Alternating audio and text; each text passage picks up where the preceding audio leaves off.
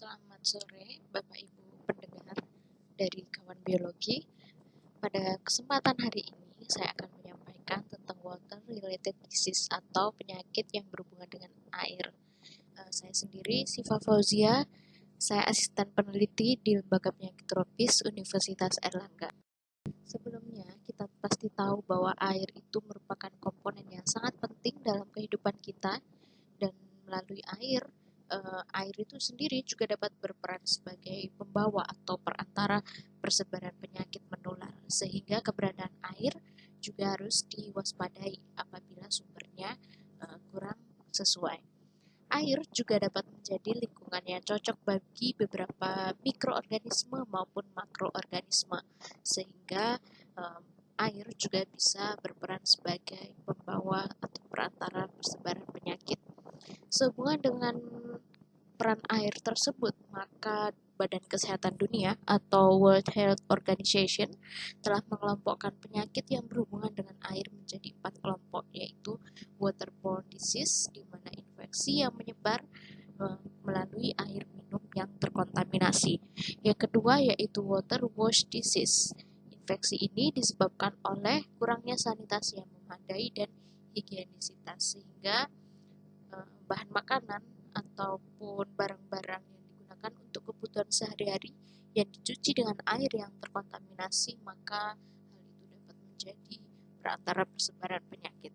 Yang ketiga yaitu water-based disease, di mana infeksi ini ditularkan oleh invertebrata air. Dan yang terakhir yaitu water-related vector-borne disease, atau air ini berperan sebagai pendukung atau sesuatu yang mendukung perkembangan hidup dari beberapa vektor penyakit. Namun pada kesempatan hari ini saya hanya akan membahas 3 yang pertama. Untuk yang keempat, yang water related vector-borne disease, akan dibahas pada pertemuan selanjutnya. Apa itu water related disease? Tadi sudah saya sebutkan, di mana dikelompokkan menjadi 4 ini. Waterborne disease yang ditularkan melalui air minum yang terkontaminasi, ini dapat dijabarkan menjadi 2, yaitu penyakit diare dan demam tifoid. Waterwash disease karena sanitasi yang buruk dan higienisitas, ini dijabarkan menjadi 2, askariasis yaitu infeksi cacing gelang, dan yang kedua ankylostomiasis yaitu infeksi. Dan yang ketiga itu water-based disease, di sini hanya 1 yaitu schistosomiasis. Water-related vector-borne disease ada 4, jadi ini lumayan banyak sehingga akan saya bahas pada sesi selanjutnya. Lalu bagaimanakah epidemiologi dari keempat kelompok penyakit yang berkaitan dengan air tersebut?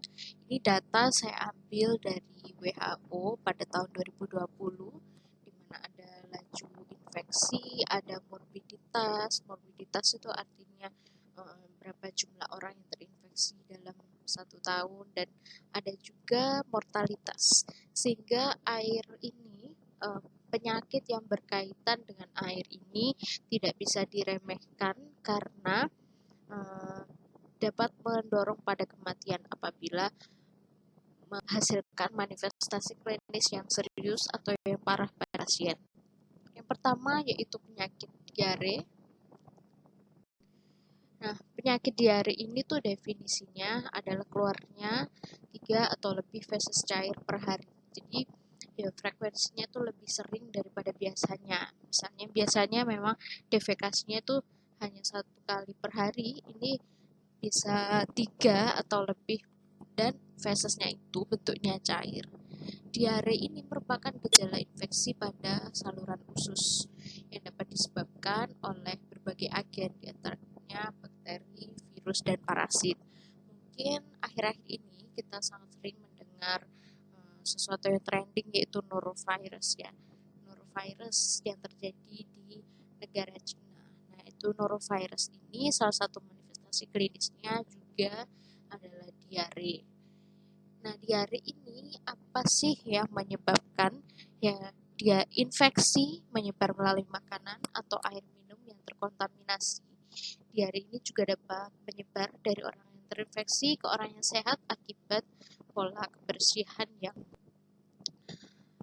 Beberapa agen atau penyebab telah diketahui, di antaranya yaitu rotavirus dan Escherichia coli. Bakteri merupakan penyebab umum diare bergejala ringan hingga berat pada negara dengan pendapatan per kapita yang rendah. Jadi diare ini sangat berhubungan dengan pendapatan negara yang berkapita rendah. Mengapa? Karena pendapatan negara dengan berkapita rendah mendorong kurangnya sanitasi dan higienisitas yang memadai pada warga negaranya, sehingga persebaran dari agen atau penyebabnya ini baik bakteri maupun virus itu terjadi lebih cepat dan lebih mudah. Ada beberapa patogen lainnya seperti Cryptosporidium dan Shigella yang juga bisa menjadi penyebabnya. Apa sih sumber penularan utamanya? Seperti yang saya sebutkan tadi, apabila feses dari manusia yang terinfeksi oleh agen penyakit yang saya sebutkan di atas, bisa rotavirus, bisa Escherichia coli. Apabila feses itu masuk ke saluran air, maka air tersebut menjadi air yang terkontaminasi. Tidak hanya feses manusia, feses hewan yang terkontaminasi oleh bakteri maupun di atas juga dapat menjadi penyebab dari diare, sehingga faktor lingkungan di sini sangat berperan. Epidemiologinya, setiap tahun menurut WHO, diare ini telah menyebabkan angka kematian pada balita sebanyak 525.000 jiwa. Dan secara global, jumlah kasusnya itu hampir 1,7 miliar kasus. Diare ini tidak hanya berdampak akut atau sementara, namun juga dapat mengakibatkan dampak berkepanjangan seperti malnutrisi atau ketidakseimbangan gizi pada balita. Apa saja problem bagi penanganan diare di beberapa negara? Yang dapat dikelompokkan menjadi 4 hal besar, yaitu ketidaktersediaan sumber air dan sanitasi yang memadai, sehingga air yang dikonsumsi oleh orang-orang itu merupakan air yang tercemar oleh limbah padat.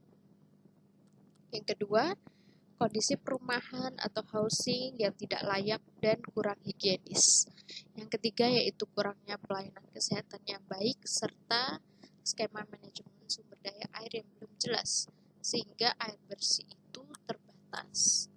Bagaimana pencegahan ini dapat dimulai dari kesadaran pada masing-masing individu. Jadi memang water related disease ini mayoritas pencegahannya itu tidak jauh-jauh dari pola hidup bersih dan sehat, terus makan dan minum menggunakan sumber air yang jelas, yang di sini maksudnya sumber air yang bersih, perbaikan sanitasi, serta mencuci tangan menggunakan sabun setelah beraktivitas dan sebelum makan, sehingga bakteri dan virus tersebut tidak menularkan ke orang yang sehat.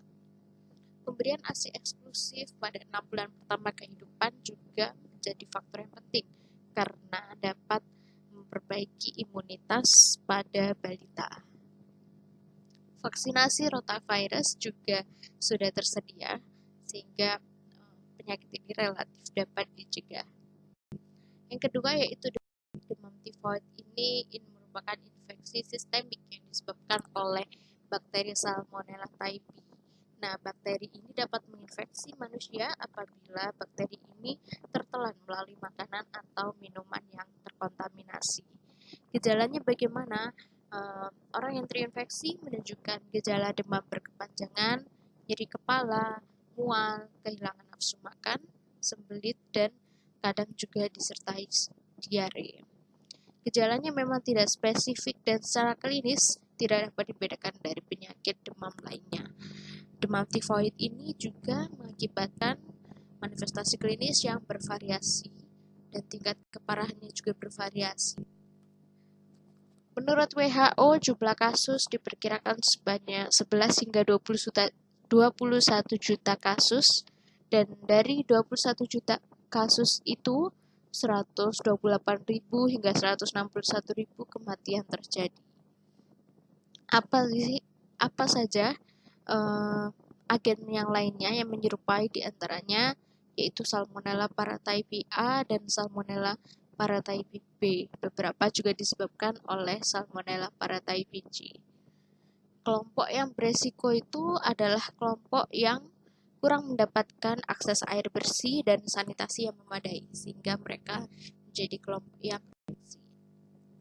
Pencegahan yang bisa dilakukan diantaranya adalah melalui vaksinasi. Jadi sudah tersedia vaksin untuk usia di atas 2 tahun maupun usia di atas 5 tahun, itu berbeda-beda vaksinnya. Untuk yang usia di atas 2 tahun dapat menggunakan vaksin suntik yang berasal dari pemurnian antigen, sedangkan untuk usia di atas 5 tahun merupakan vaksin oral berbentuk kapsul. Namun vaksin di atas belum bisa menghasilkan imunitas jangka panjang dan atau tidak direkomendasikan untuk bayi di bawah usia 2 tahun, di mana sistem imunnya masih berbeda dengan balita di atas usia 2 tahun. Pastikan kita mengkonsumsi makanan yang matang dan bersih. Hindari juga produk susu mentah belum dipasteurisasi sehingga bakteri terkandung di dalam susu tersebut. Sebisa mungkin kita juga menghindari mengkonsumsi es batu kecuali kita tahu atau kita membuat sendiri sehingga sumber air yang digunakan untuk es batu tersebut sangat jelas. Mencuci tangan setelah beraktivitas, setelah ke toilet, dan sebelum makan. Kita mencuci buah-buahan dan sayuran yang akan dikonsumsi.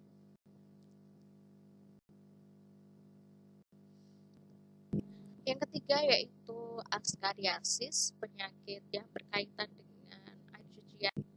Askariasis ini infeksi parasit yang disebabkan oleh cacing gelang Ascaris lumbricoides dan sangat sering ditemukan pada anak-anak dibandingkan pada orang dewasa.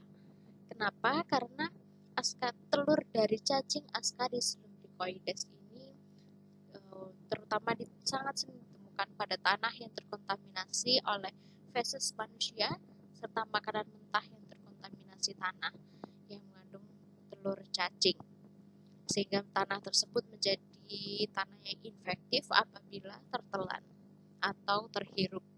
Seseorang dapat terinfeksi setelah menelan maupun menghirup tanah yang terinfeksi. Telur menetas menjadi larva di dalam usus manusia. Kemudian larva akan melakukan penetrasi pada dinding usus dan dapat mencapai paru-paru melalui aliran. Apa saja faktor resikonya?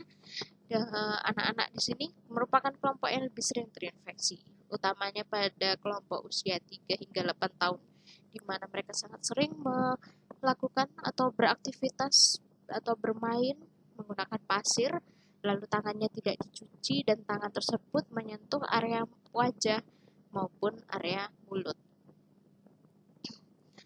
Mengkonsumsi masakan mentah yang ditanam pada tanah yang terkontaminasi atau dicuci menggunakan sumber air yang terkontaminasi juga merupakan sumber infeksi. Pasien dapat menunjukkan gejala berupa batuk, sesak nafas, demam, serta ditemukannya cacing. Pencegahannya sebisa mungkin kita menghindari kontak dengan tanah, apalagi tanah yang kemungkinan terinfeksi, maksud saya terkontaminasi oleh feses manusia. Yang kedua yaitu mencuci tangan dengan sabun setelah beraktivitas dan sebelum makan. Mencuci, mengupas, atau memasak sayuran dan buah-buahan yang akan dikonsumsi, utamanya tanaman, buah-buahan atau sayuran yang ditanam dengan menggunakan tanah yang mengandung pupuk dari feses manusia. Keempat yaitu ankylostomiasis yang merupakan cacing tambang. Ini infeksi disebabkan oleh cacing tambang dari spesies Ancylostoma duodenale dan Negator americanus. Penderita dapat mengalami gejala nyeri perut, diare, kurang nafsu makan, penurunan berat badan, kelelahan, dan hingga berujung pada anemia. Pertumbuhan fisik serta kognitif dari anak-anak yang menderita ankylostomiasis juga dapat terganggu. Faktor resikonya yaitu orang-orang yang tinggal di daerah yang beriklim hangat dan lembab, serta sanitasi dan higienisitasnya kurang. berjalan tanpa alas kaki atau terjadi kontak langsung antara kulit dengan tanah. Anak-anak yang sering bermain tanah dan yang kemungkinan terkontaminasi oleh feses manusia juga merupakan kelompok yang beresiko. Selanjutnya, pencegahan apa yang dapat dilakukan, yaitu jangan berjalan tanpa alas kaki pada daerah di mana cacing tambang ditemukan atau pada daerah yang terkontaminasi oleh feses manusia. Hindari kontak langsung kulit dengan tanah, jadi sebisa mungkin kita memakai alas kaki atau sepatu boot yang tebal apabila memang ke daerah yang rawan.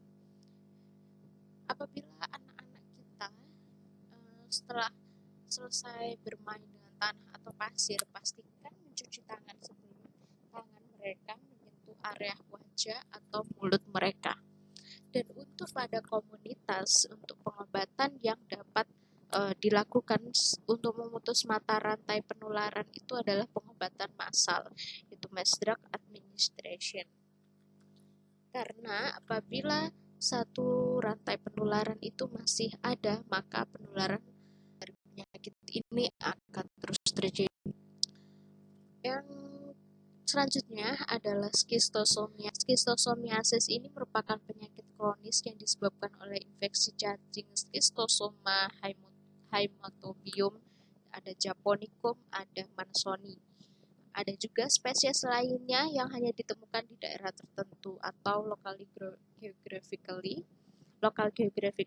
diantaranya Schistosoma guinensis, intercalatum, dan mekongii yang hanya ditemukan di sungai Mekong. Cacing dewasa ini hidup pada pembuluh darah orang yang terinfeksi dan dapat berpindah menuju ke saluran kemih serta usus. Apa saja gejalanya? Sama seperti penyakit cacing lainnya, namun beberapa pasien menunjukkan pembesaran pada livernya. Tanda klasiknya diantaranya adalah terdapat darah pada urin. Epidemiologinya, skistosoma ini berbeda-beda geografinya. Untuk di Indonesia itu ditemukan di Pulau Sulawesi adalah spesies Schistosoma japonicum. Padahal Schistosoma japonicum ini pertama kali ditemukan di Jepang, namun di Jepang sukses dieliminasi.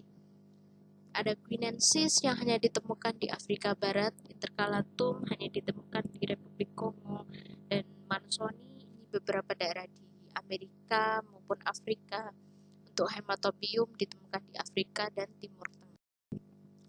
Ada beberapa host atau inang, jadi ada perantara sebelum seseorang terinfeksi, diantaranya host atau inangnya yaitu anjing, kucing, babi, kuda, dan domba sebagai reservoir atau perantara sebelum cacing tersebut menginfeksi manusia.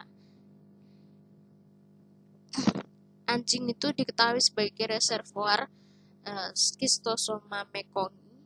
Untuk Mansoni ini hanya ditemukan pada primata liar di daerah endemis. Host perantaranya adalah siput, di mana ada beberapa tahap perkembangan dari cacing ini yang terjadi pada tubuh siput sebelum cacing tersebut menjadi fase yang infektif ke manusia. Pencegahannya juga sama, hindari berenang pada air tawar yang terdapat di daerah endemis.